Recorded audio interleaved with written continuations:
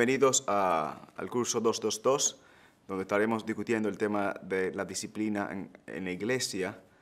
Y mi nombre es Edgar Aponte, tengo el privilegio de servir como vicepresidente de la Junta Intencional de Misiones en el estado de Virginia, en Estados Unidos, y también sirvo como profesor de teología hermenéutica en el seminario de Southeastern Baptist Theological Seminary en Carolina del Norte.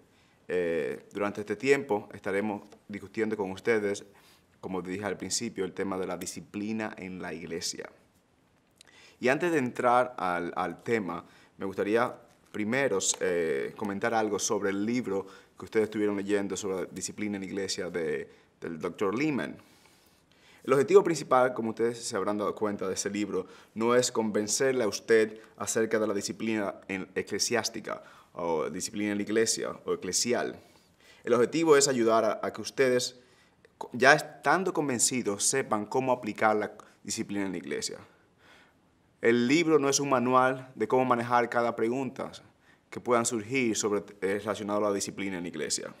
Por ejemplo, ¿cómo podemos disciplinar a uno? ¿Podemos disciplinar a alguien que no es miembro de la iglesia? O la pregunta que surge, ¿qué debemos hacer si uno de nuestros miembros abandona totalmente la fe y deja llamarse a sí mismo cristiano? ¿Deberías aceptarse en la iglesia a una persona que no se ha arrepentido de pecado? Ese tipo de cosas son preguntas que el libro toca, pero más bien que darle a ustedes un manual de cómo responder o cómo manejar cada caso en específico, el libro busca darle a ustedes el marco teológico por el cual ustedes deben pensar y entonces responder cada pregunta que va a surgir en el contexto del ministerio de la iglesia local. El libro está dividido en tres partes. La primera parte presenta un marco teológico. Segundo, luego la segunda parte habla sobre algunos casos, cómo aplicar ese caso, ese marco teológico. Y la tercera parte da algunos ejemplos concretos. Yo espero que ustedes hayan leído el libro y si no lo han leído, por favor, le motivo a que lo lean. Es un libro que será de mucha edificación y bendición para ustedes. Pero antes ya, quería comentarles sobre el libro. Antes de ya irme al tema de manera directa, quiero que iniciemos en oración. Oramos. Padre nuestro que estás en el cielo, venimos delante de ti en el nombre de Cristo y en el poder de tu Espíritu. Te damos gracias porque sabemos que tú nos escuchas, porque venimos en el nombre de tu Hijo, no por ningún mérito nuestro, sino por tu gracia salvadora en la persona de Cristo a través del Espíritu Santo. Padre, te pedimos que tú estés con nosotros en este tiempo. Te pedimos que lo que yo voy a exponer sea de bendición, de edificación para las personas que están en este curso. Te pedimos, Padre, que esto no sea un mero ejercicio de estudio o un ejercicio académico o de estudio bíblico, que más bien sea un acto de adoración en el cual, conociéndote a ti más, conociendo tu santidad y las instrucciones que tú nos has dado, cómo manejarnos como iglesia, que esto nos lleve a adorarte más, a amarte más y amar unos a otros en el contexto de la iglesia local. Bendícenos y guárdanos. Ayúdanos a ser celosos de ti, de tu palabra, de tu verdad, de tu santo y bendito nombre. Ayúdanos a ser buenos mayordomos de la responsabilidad que tú nos has dado como iglesia. Cuídanos y te pedimos que sea con nosotros. En Cristo, amén. En la Biblia nosotros vemos que el Señor ha establecido dos instituciones en la tierra. Por una de ellas es el Estado. Entendemos que el Estado tiene el poder de la espada, como dice Pablo en Romanos 13, y entendemos que ejerce una autoridad estatal. Pero debido a la forma en cómo el Estado ha utilizado la autoridad a través de la historia, pensamos en la autoridad como un mal necesario. Sabemos que el Estado tiene que ejercer esa autoridad, pero solo el pensamiento del Estado ejerciendo ese poder nos aterra. Porque creemos que la autoridad es algo bueno, porque entendemos que la autoridad no es algo bueno en la mano de los seres humanos. La otra institución que Dios nos ha dado es la iglesia. Pero nosotros, que como buenos protestantes, entre comillas, entendemos que la iglesia no tiene autoridad. Sabemos que la Biblia tiene autoridad, pero a diferencia de los católicos romanos, no pensamos que la iglesia como un ente de autoridad. Y lamentablemente ese es un error que muchas iglesias evangélicas cometen hoy día. Dicen, nosotros solo creemos en la autoridad de la Biblia y rechazan cualquier autoridad eclesiástica. Los primeros protestantes no pensaban así. A diferencia de nosotros hoy día, ellos sí entendían que la iglesia tiene una autoridad que fue dada por el Señor y la iglesia está llamada a ejercer esa autoridad. Por eso, tendemos a pensar en la iglesia como una sociedad voluntaria. Usted decide entrar y usted decide cuándo salir. Usted decide, usted elige, usted toma la decisión. Y ciertamente es así como los sociólogos contemporáneos piensan sobre la iglesia. Hace unos años, el sociólogo de la Universidad de Harvard, Robert Putnam, publicó un libro titulado Bowling Alone, que terminó convirtiéndose en un bestseller o un libro mejor vendido. En ese trabajo, el doctor Putnam, el profesor Putnam de la Universidad de Harvard, hace una investigación de organizaciones voluntarias, como una liga de fútbol o béisbol, como clubes sociales, uniones sindicales, campamento de jóvenes e iglesias. O sea, él incluye la iglesia entre esas instituciones. La iglesia era una más de esas sociedades voluntarias. La persona tiene la autoridad de decir cuándo se une y cuándo la deja. ¿Son buenos los beneficios? Entonces me uno. ¿No son tan buenos? Entonces me salgo. La iglesia es como, en Estados Unidos le llamamos una tienda, como un Costco, como una tienda de servicios en la cual yo pago una membresía y me uno a ello porque entiendo que los beneficios que voy a obtener son mejor que la cuota que pago. Tristemente es así como muchos cristianos piensan sobre la iglesia. Si los beneficios no son tan buenos, entonces renuncio. La iglesia pasa a ser como un mero club deportivo. Así es como muchos de nosotros pensamos sobre el tema de la membresía. Y es así que nuestra sociedad, nuestra mente ha sido moldeada en cuanto al tema de la autoridad, la membresía y la disciplina. La autoridad es la Biblia, escuchamos decir. La iglesia no tiene autoridad. Eso es lo único que importa, es la única autoridad. Y la iglesia funciona, o la vemos, como una institución voluntaria, así como vemos los clubes o asociaciones. Por supuesto, ocurre que cuando vemos la iglesia de esta forma, especialmente en una sociedad consumista, la iglesia se convierte en un lugar más donde vamos a ejercer la elección nuestra como consumidor. El consumidor tiene la autoridad y por ende él usa esa autoridad para hacer comparación y evaluar sus compras. Y decimos, la música aquí es buena, pero los programas para niños allí son mejor. Los programas de escuelas aquí me gustan más. Los programas de vacaciones o de verano me gustan más en esta iglesia. El líder de adoración aquí toca mejor.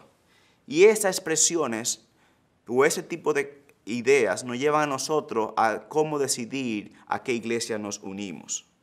No estoy seguro si esta iglesia se ajusta a los gustos de mi familia, escuchamos decir. Y claro, nos alegramos de que existen políticas de evolución. Tristemente es una realidad que vemos en muchos lugares. Las personas pasan de iglesia local a iglesia local buscando un producto, buscando qué se ajusta mejor a sus deseos o a sus necesidades. O sea que vemos la iglesia de una óptica consumista, lo que provoca que como líderes de la iglesia sintamos la necesidad de llegar a un buen programa para competir por los clientes.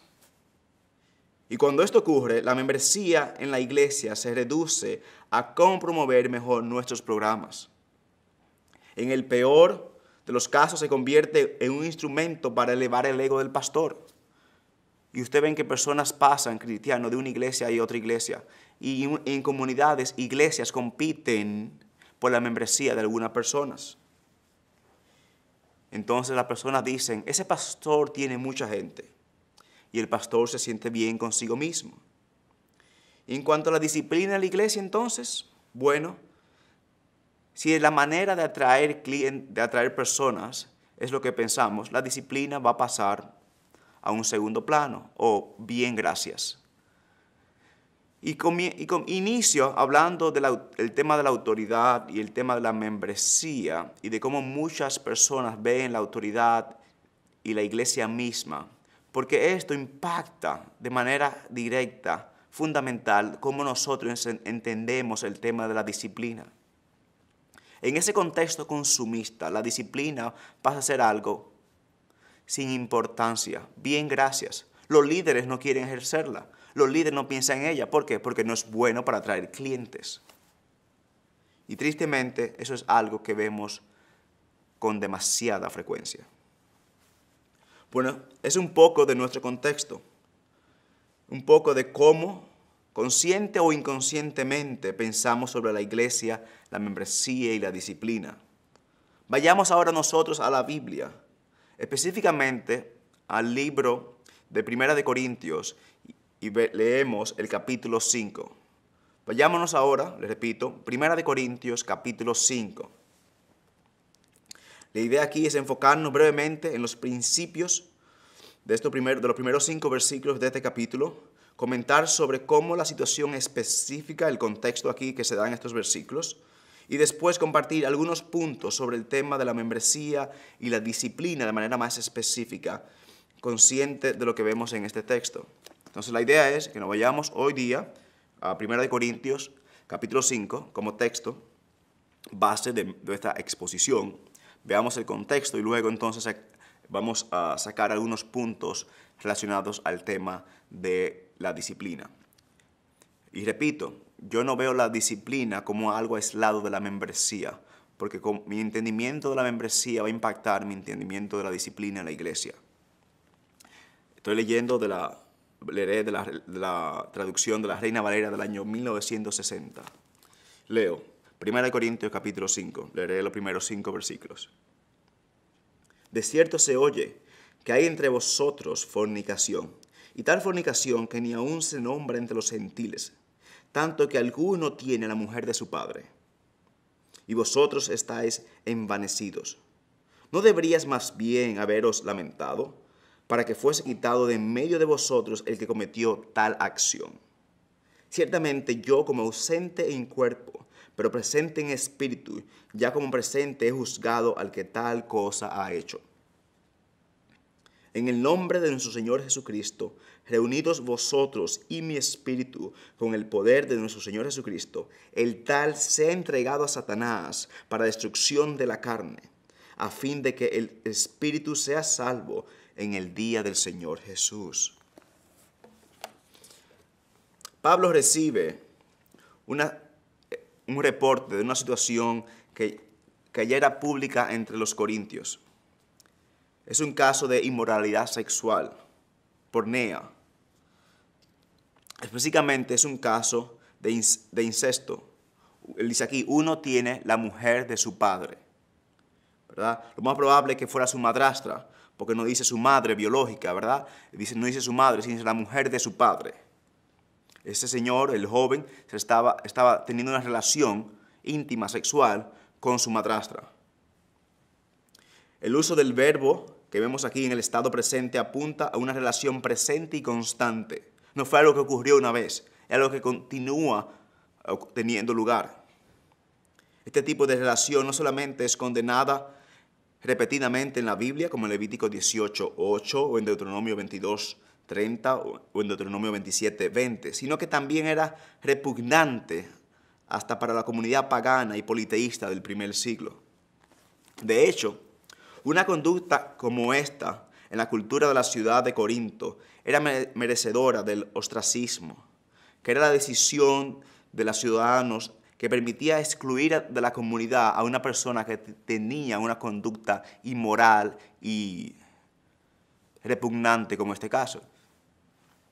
O sea que la iglesia en Corinto estaba permitiendo una conducta que aún la misma sociedad pagana y politeísta del primer siglo condenaba. Ellos aceptaban algo que los paganos condenaban, que los propios paganos consideraban inaceptable, y ellos más bien se hacían alarde de esto.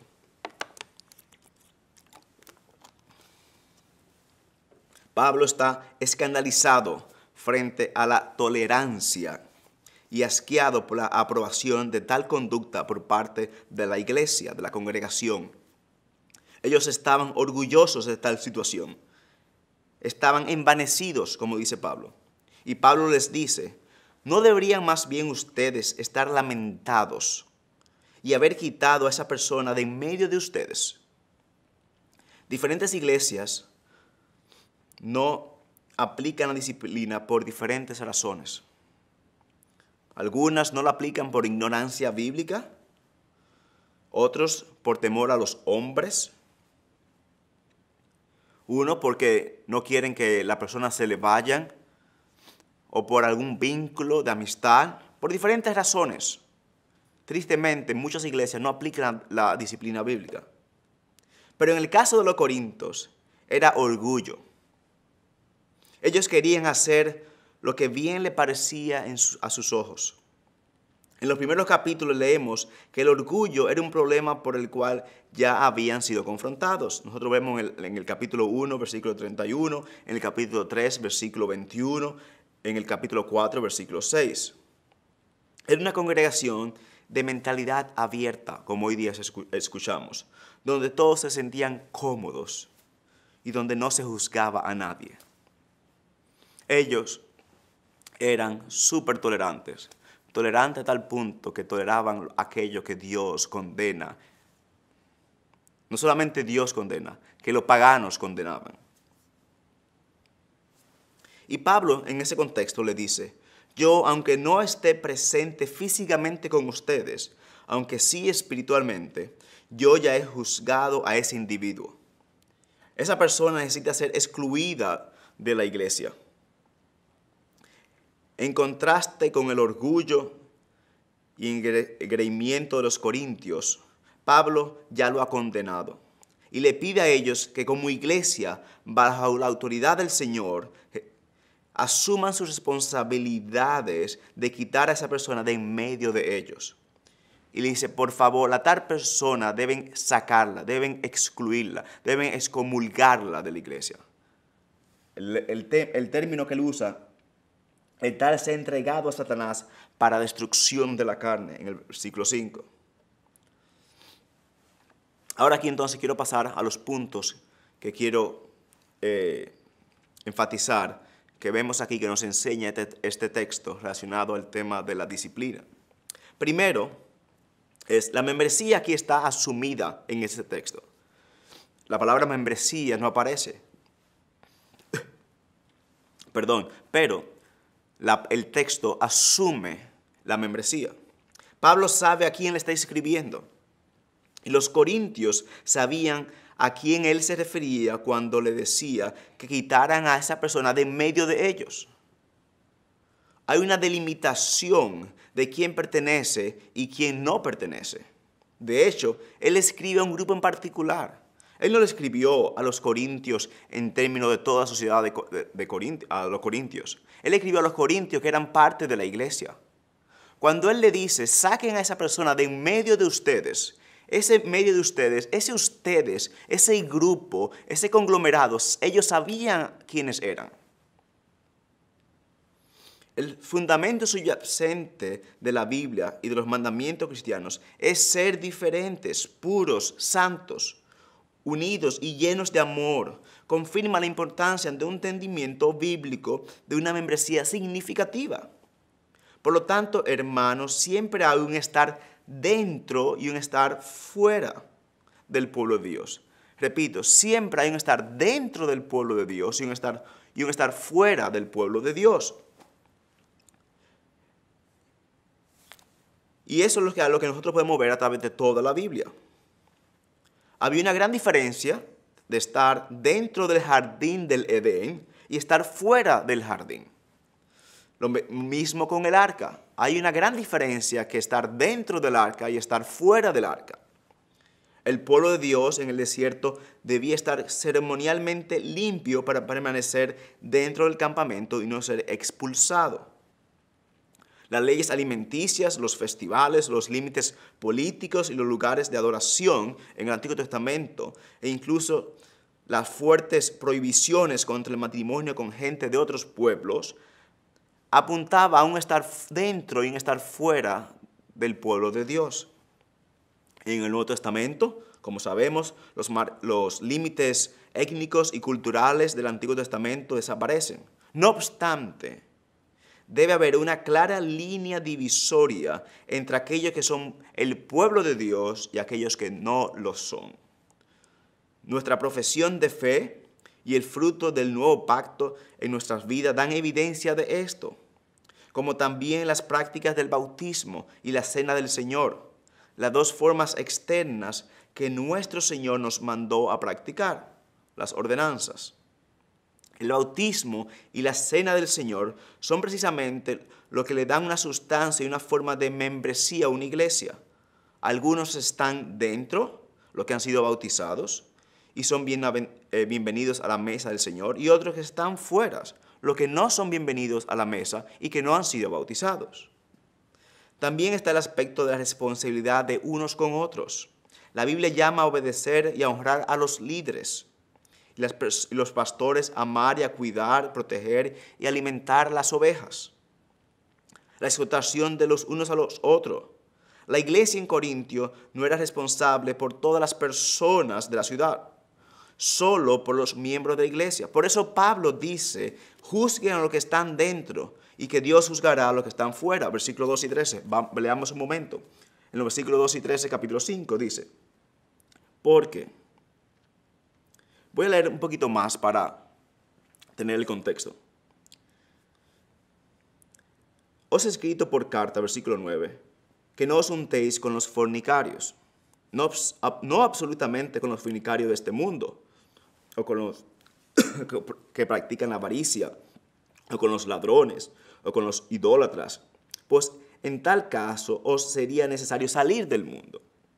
Más bien os escribí que no os juntéis con ninguno que llamándose hermano fuere fornicario, idólatra, maldiciente, borracho o ladrón, con el tal ni aun comáis.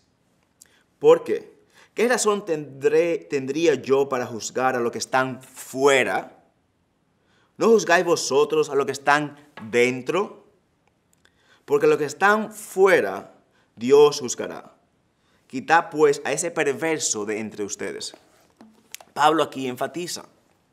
La responsabilidad de la iglesia es cuidar y supervisar a los que están dentro, a los que están fuera, al mundo, aquellos que no se llaman cristianos, que no profesan fe en Cristo. Dios los juzgará. Pero los que están dentro, es nuestra responsabilidad como cuerpo de Cristo, cuidar por el cuerpo de Cristo. Entonces, es un punto importante que nosotros debemos ver. Aún aquí es un texto que enfatiza el tema de la disciplina bíblica en la iglesia, ¿verdad? Asume el tema de la membresía, porque uno va relacionado al otro siempre. Segundo punto, el abandono de la disciplina en la iglesia invita a la burla del mundo. Repito, el abandono de la disciplina en la iglesia invita a la burla del mundo. La iglesia está llamada a reflejar el carácter del Dios que la compró con su sangre. Está llamada a dar testimonio de la santidad y la pureza del Dios que dice conocer. Es por esa razón que el Nuevo Testamento enfatiza la importancia de la disciplina en pasajes como vemos aquí, pero también en otros lugares como Mateo 18, en Gálatas 6, 1 y 2, en Efesios 5 y otros textos. Y es por eso que el apóstol Pablo nos dice, mantened entre los gentiles una conducta irreprochable, a fin de que aquellos que os calumnian como malhechores, ellos, por razón de vuestras buenas obras, al conocerlas, glorifiquen a Dios en el día de la visitación. Pedro.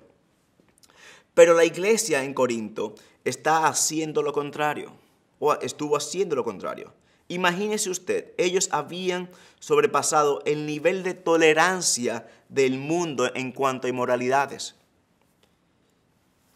Permitían algo entre ellos que hasta el mundo condenaba. Imagínese los comentarios del pueblo sobre esa iglesia. En ese sentido, ellos eran una representación más fiel del mundo que de Dios. Hermanos, una iglesia impura se convierte en una iglesia sin poder. Y repito, una iglesia impura se convierte en una iglesia sin poder. La tolerancia del pecado roba la belleza del evangelio y desmantela a la iglesia de su testimonio. Tal vez por una temporada reciba el aplauso de un grupo, pero pronto esa iglesia será el objeto de burla y desprecio. Con el tiempo, la iglesia será ignorada por completo y será condenada y juzgada por el Señor Jesucristo. La disciplina de la iglesia fue dada por la cabeza de la iglesia para la salud y el bienestar del cuerpo. Evitar el ejercicio de la disciplina cuando es necesario, ya sea por no molestar a alguien o por mantener una supuesta unidad, solo conducirá a la iglesia a su muerte. Como escribió el teólogo John Dagg en el siglo XIX, cuando la disciplina sale de la iglesia, Cristo sale junto a ella. Repito, cuando la disciplina sale de la iglesia, Cristo sale con ella. Una iglesia que se ve y actúa como el mundo no es iglesia, es un grupo del mundo. Y el mundo es mundo y la iglesia es iglesia. Si su iglesia tiene un hombre que golpea a su esposa sirviendo en la cena del Señor, o tiene a un adúltero en el grupo de adoración y la gente lo sabe, no importa los programas o las campañas evangelísticas que su iglesia tenga, serán inefectivos. Una iglesia impura es una iglesia sin poder. Pastores, líderes, es importante que piensen esto. Es muchos los casos que yo he escuchado de personas sirviendo en la iglesia que no están viviendo acorde a su profesión de fe. Y cuando ustedes hacen eso, ustedes profanan el nombre de Dios y ustedes invitan a la burla del mundo. Y no importa las campañas, los programas que ustedes tengan de evangelizar, de discipular, de alcanzar al pueblo, al vecindario, al país, a las naciones. No importa los programas que tenga, serán inefectivos porque el mundo verá que usted no es consistente con lo que la Biblia dice o lo que usted dice creer. Por ende, una iglesia impura es una iglesia sin poder. Siguiente punto. La disciplina en la iglesia se hace bajo el señorío de Cristo y para la gloria de Dios. La disciplina en la iglesia se hace bajo el señorío de Cristo y para la gloria de Dios. Perdón. Pablo le dice a la iglesia que ellos reunidos como asamblea, como cuerpo en el nombre del Señor, y lo leo aquí, versículo 4, en el nombre del Señor Jesucristo, reunidos vosotros y mi espíritu. Ese reunidos ahí se puede traducir de manera literal como ustedes asambleados, en asamblea, bajo el nombre del Señor y en el poder de Cristo, deben sacar a esa persona de la iglesia.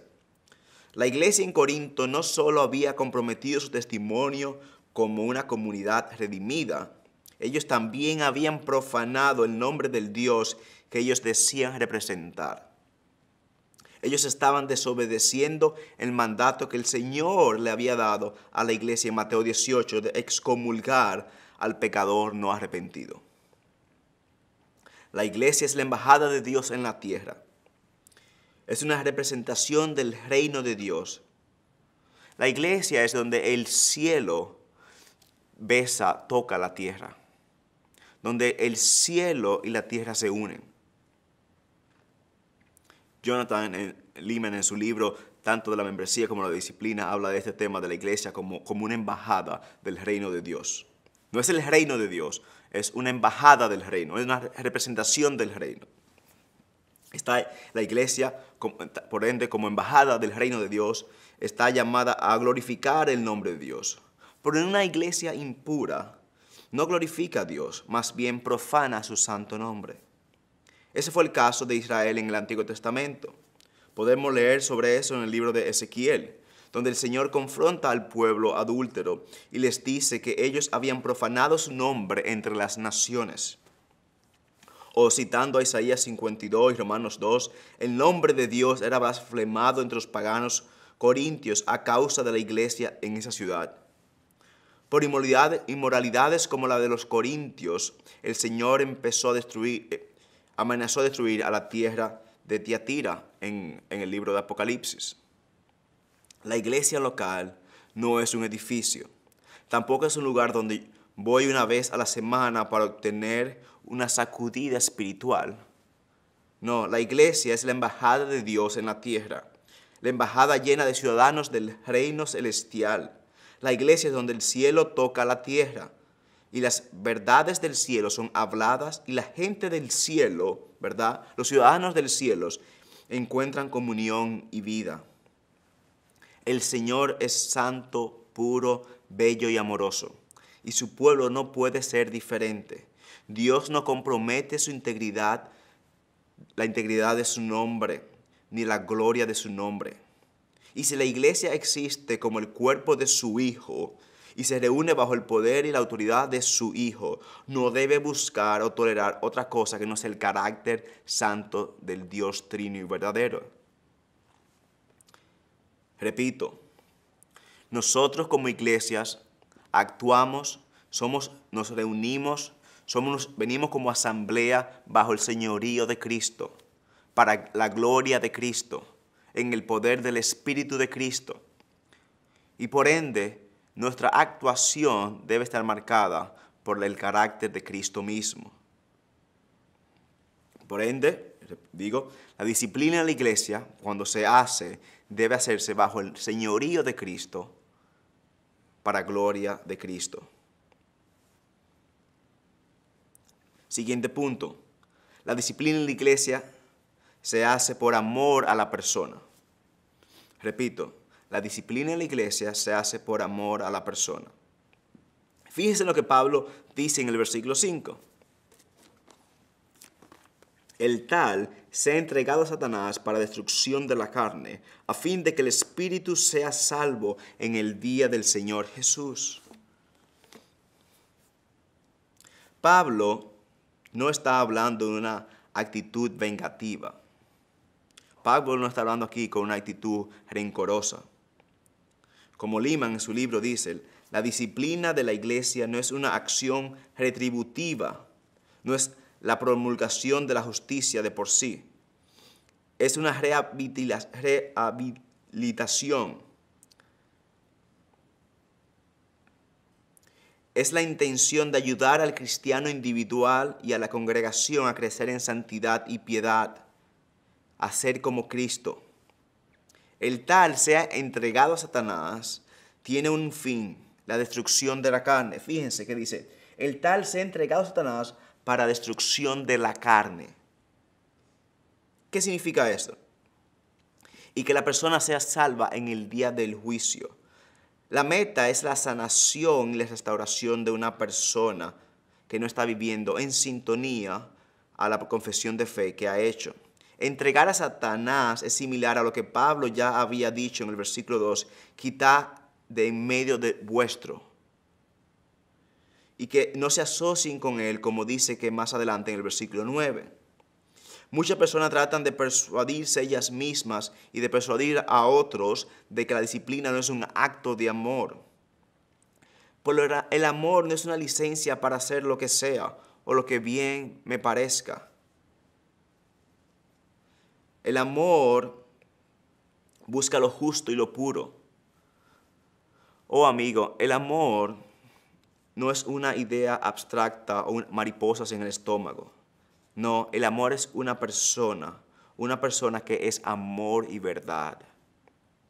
Y cuando Pablo habla de destrucción en la carne, él lo que quiere es que la persona sea más bien confrontada con la expulsión, para que eso, el Espíritu lo use para darle convicción a la persona, para que la persona se arrepiente y dice, y su espíritu sea salvo en el día del Señor Jesucristo. El objetivo es la salvación de la persona que no está viviendo una vida en Cristo. Como escribió Bonhoeffer, un teólogo alemán, en su libro Vidas Juntas, dice, nada puede ser más cruel que esa indulgencia que abandona a otros en el pecado. Nada puede ser más compasivo que una severa reprimenda a través de la cual se llama a otro cristiano a abandonar el camino del pecado y la destrucción. Repito la cita de Bonhoeffer. Nada puede ser más cruel que esa indulgencia que abandona a otros en el pecado.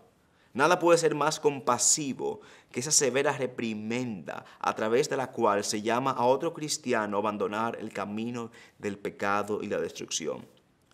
O como un pastor del siglo XIX dijo, si usted conoce sobre el pecado de su hermano y no lo llama y le confronta, es usted tan cruel como la persona que caminando ve la casa de su vecino en fuego y no le advierte mientras éste duerme en ella. Repito, si usted conoce el pecado de su hermano y no lo llama y no le confronta como la Biblia le llama a usted que lo haga, usted es tan cruel como la persona que pasa por la casa de su vecino y su vecino durmiendo en ella y la casa en fuego y usted no le llama y le advierte. Si usted ve la casa de su vecino en fuego y su vecino dentro durmiendo y usted no le confronta, ni le llama, ni le despierta, usted es tan cruel como esa persona que ve a su hermano o a su compañero de iglesia en el pecado y en el camino de destrucción y no le confronta. La disciplina en la iglesia es un proceso amoroso y necesario en el cual la Biblia nos instruye a confrontar y corregir a una persona que no está viviendo una vida acorde a su profesión de fe, que más bien está viviendo una vida de continuo pecado y sin arrepentimiento. El objetivo siempre es de recuperar y restaurar ese hermano o hermana a la comunión con los cristianos y su iglesia. Repito este último punto. La disciplina en la iglesia se hace por amor a la persona. No se hace con carácter vengativo. Está bueno que le pase. No, quiero destruirlo. Ese hizo tal cosa. No, ese no es el carácter de Pablo. La intención es usar eso como una reprimenda. Primero, para gloria de Dios, cuidando el nombre de Cristo. Y segundo, buscando que el espíritu de esa persona sea salvo en el día del juicio.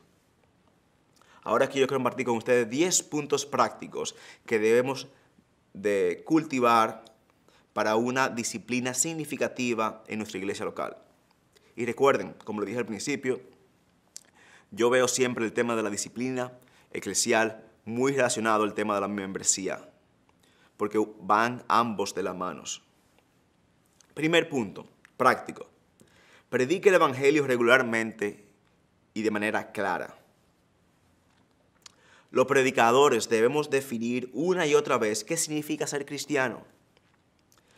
Usted, pastor, no puede asumir que las personas que están en su iglesia conocen el evangelio y que las personas por mucho tiempo que estén ahí saben qué significa ser cristiano. Y mucho menos que las personas que están llegando a la iglesia saben qué significa ser cristiano.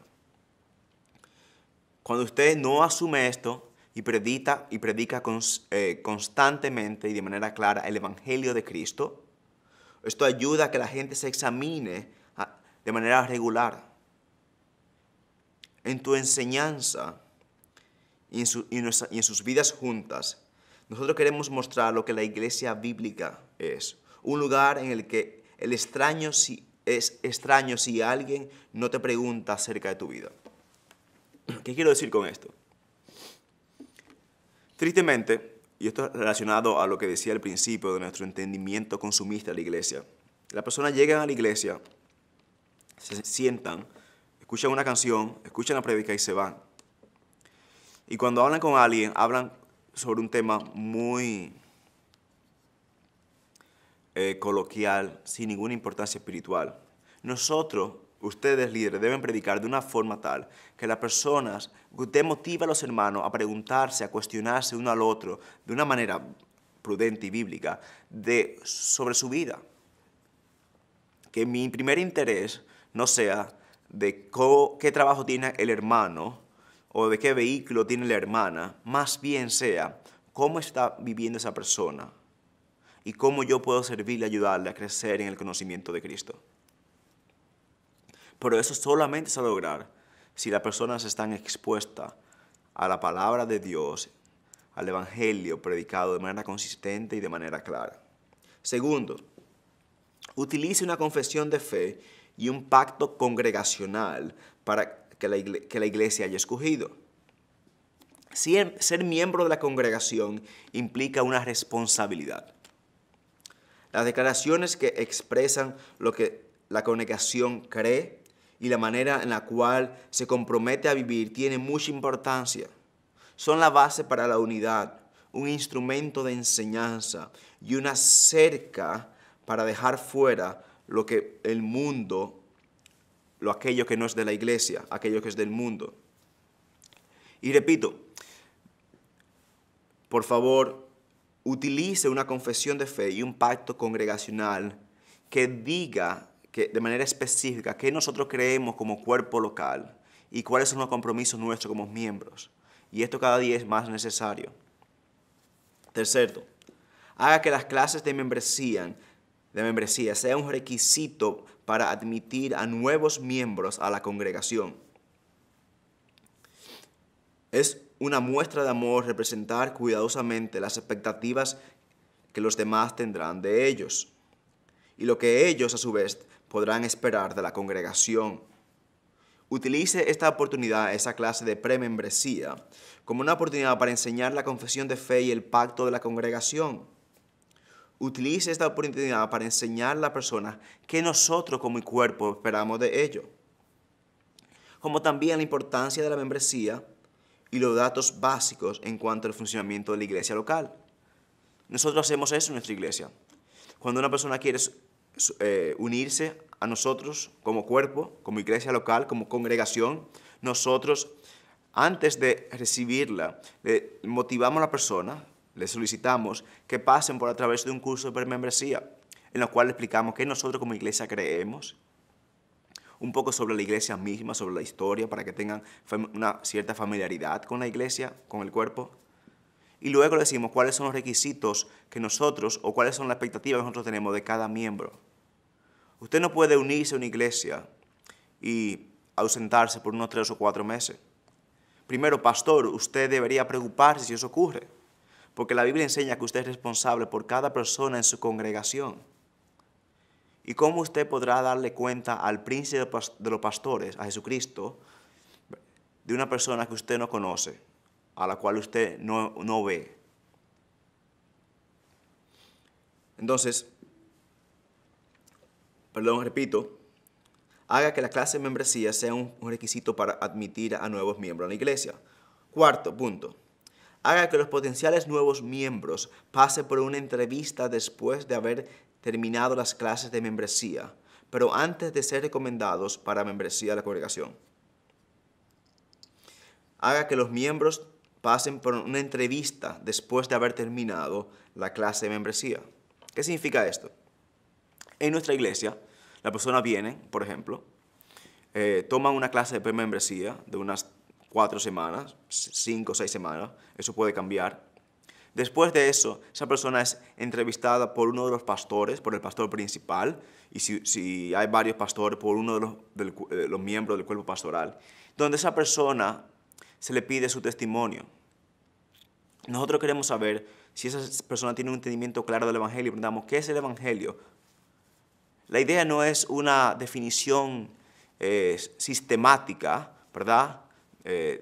Sobre el Evangelio o el plan de redención, pero la idea es que queremos ver que la persona entiende que nosotros todos somos pecadores, que Dios es santo, que todos somos pecadores, y Dios como santo y justo condena el pecado.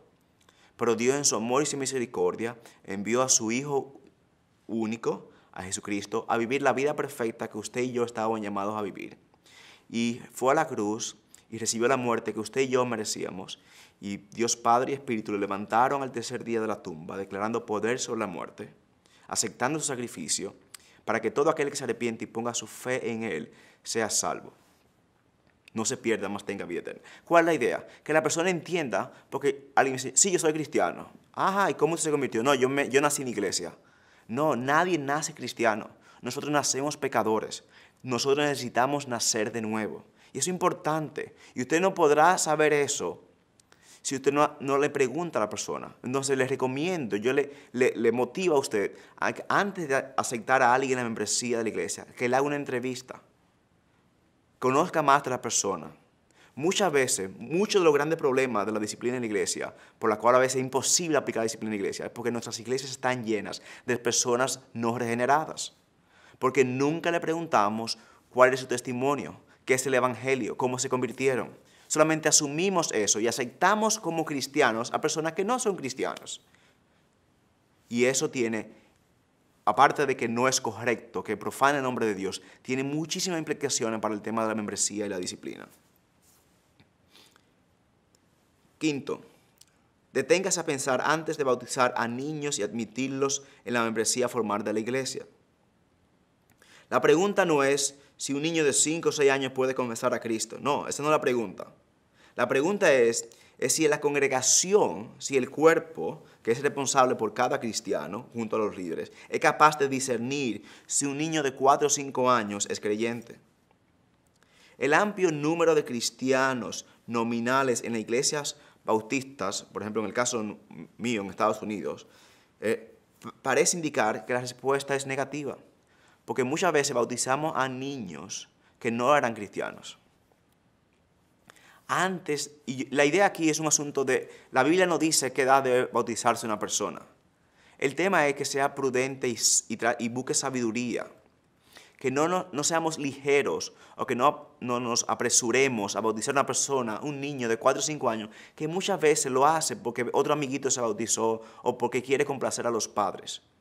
Cuando nosotros bautizamos a alguien, nosotros como congregación estamos diciendo, esa persona pertenece a Cristo y nosotros debemos ser cuidadosos, porque básicamente nosotros decimos, esa persona es parte de Cristo. Y cuando lo bautizamos recibimos la membresía. Y eso conlleva responsabilidades. Entonces, antes de hacerlo, de bautizar a niños, deténgase. Y es una práctica que muchas iglesias continúan haciendo.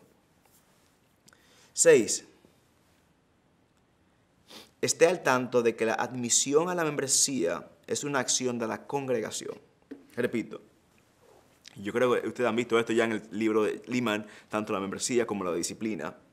La pregunta, esta es una clara implicación de 2 Corintios 2:6.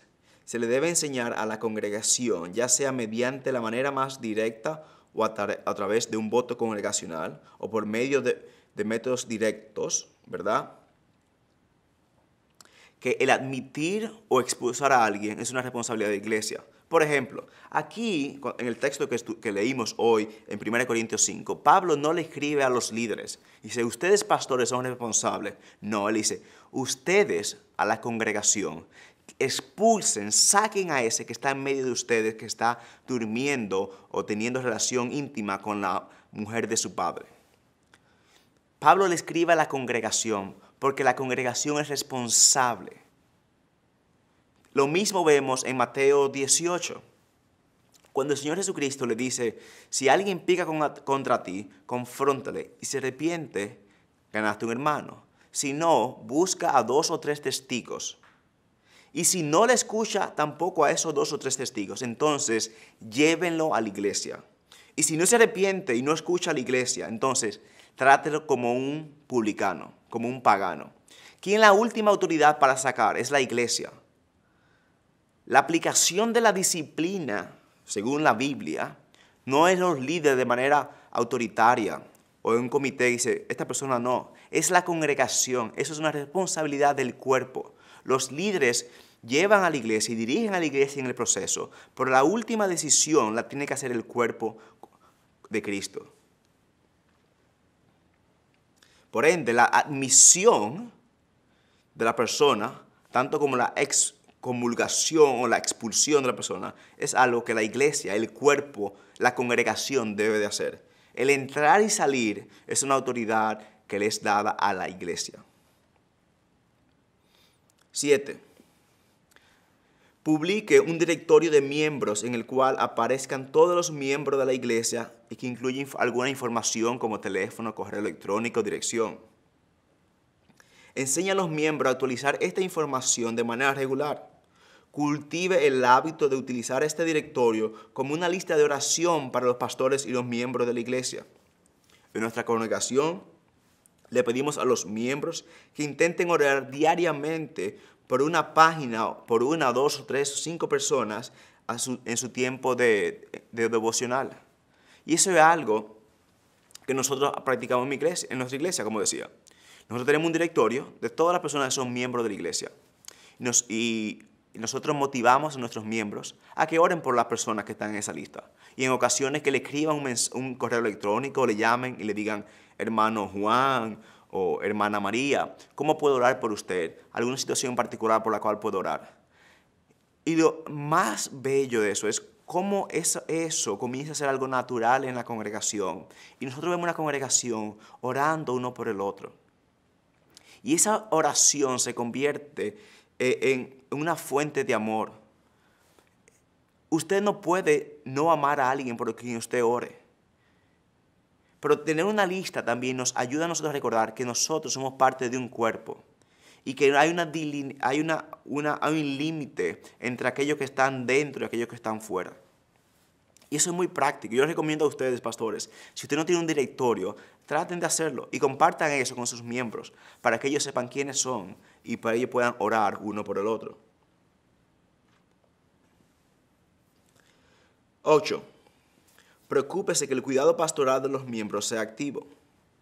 Hasta donde sea posible, asegúrese que cada uno de los miembros se encuentre regularmente en conversaciones con un anciano o algún líder de la iglesia.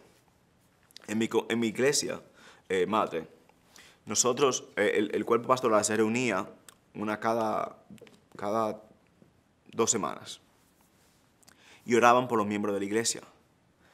Al momento si llegábamos al nombre de algún hermano o hermana que ninguno de los líderes conocía, hacíamos una pausa y decíamos, ¿quién conoce a otra persona? ¿Con quién se está relacionando? ¿Quiénes son sus amigos en la iglesia? ¿Está creciendo? ¿Está participando de un grupo pequeño? Si alguien no sabía dar la respuesta entre los líderes, no, se asignaba a un responsable. Dice, la próxima semana, la próxima reunión, usted nos dirá cómo está esa persona, está creciendo, quiénes son sus amigos en la iglesia. Y entonces le damos seguimiento. Pero una forma de nosotros orar por la iglesia, pero también de supervisar y de velar por las almas que Dios ha puesto en nuestro cuidado. Y usted dirá, ¿qué tiene eso de implicación con la membresía? Bueno, que muchas veces los casos más comunes de disciplina en la iglesia son por falta de asistencia, por no congregarse. Pero primero también nosotros como líderes, como decía anteriormente, ustedes son responsables del cuidado de cada alma en su congregación. Y nosotros, nuestra responsabilidad como líderes es ayudar a que esas ovejas estén creciendo en el conocimiento de Cristo. Como pastor, usted es responsable por cada una de esas ovejas.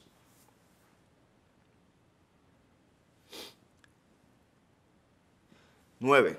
Trabaje para que el discipulado sea parte de la cultura de la iglesia. Tristemente, el discipulado ha sido reducido a mentorado. La gente confunde la mentoría con el discipulado. Nosotros no queremos ser personas como nosotros. El discipulado es hacer personas como Cristo. Pero el discipulado no puede ser reducido a un programa. El discipulado es vivir vidas juntos. es un discípulo ayudando a otro discípulo a seguir a Cristo. Entonces, trate de que ese discipulado en la iglesia sea algo normal en la vida de la congregación.